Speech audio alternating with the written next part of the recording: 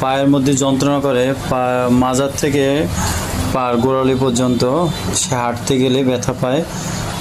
সে অনেক ওষুধ খেয়েছে এবং অনেক চিকিৎসা নিয়েছে, কিন্তু তার ব্যথা কমেনি এবং সে খুবই অসুস্থ। তা আমি একটু চেষ্টা করছি, দেখি তার পায়ের ব্যথা কমানো যায় কিনা।